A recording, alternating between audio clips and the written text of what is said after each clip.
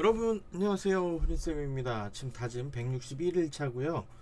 오늘은 독서하는 두 가지 방법에 대해서 말씀을 드려볼까 합니다. 시작하기 전에 구독과 좋아요, 댓글까지 부탁드리고요. 시작해 보도록 하겠습니다. 독서를 할 때는 수준에 맞는 책을 골라야 합니다.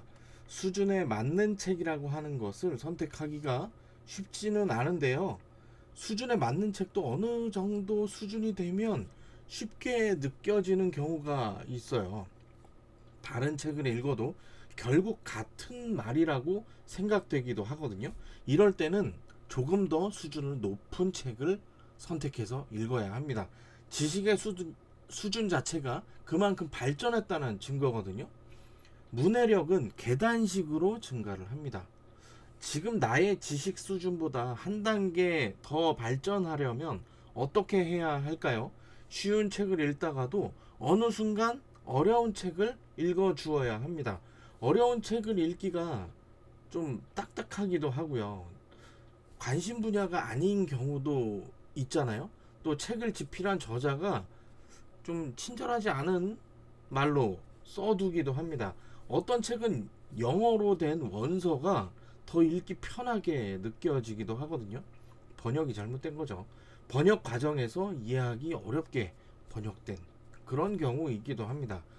책을 읽는 방법이 공부하는 방법하고 거의 비슷한데요. 저는 전수법과 분수법을 안내 드리려고 합니다. 전체를 모두 공부하는 방법과 조금씩 쪼개서 하는 방법이죠. 보통 전수법으로 먼저 내용을 파악하고요. 분수법으로 접근을 하면 좋습니다. 전체를 파악하고 세부적으로 들어가면 되니까요.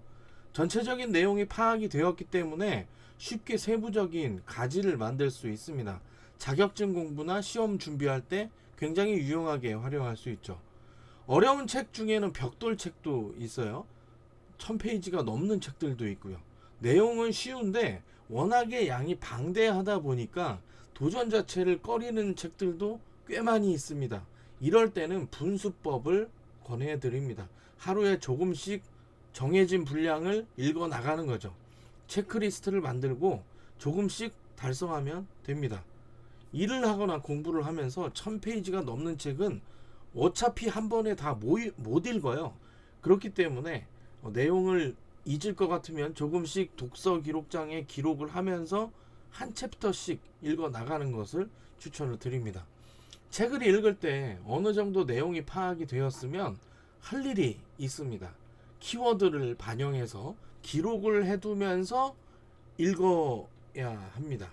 중간중간 요약 정리를 해주면 더 좋고요. 책의 내용을 정확히 파악할 수 있거든요. 다른 사람이 정리해둔 내용을 봐도 되는데요.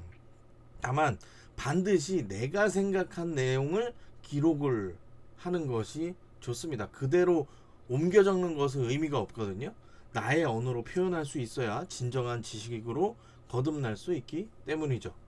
네, 오늘은 독서하는 두 가지 방법 안내를 드렸습니다. 오늘 내용이 유익하셨다면 구독, 좋아요, 댓글까지 부탁드리고요. 그럼 내일 만나요. 안녕.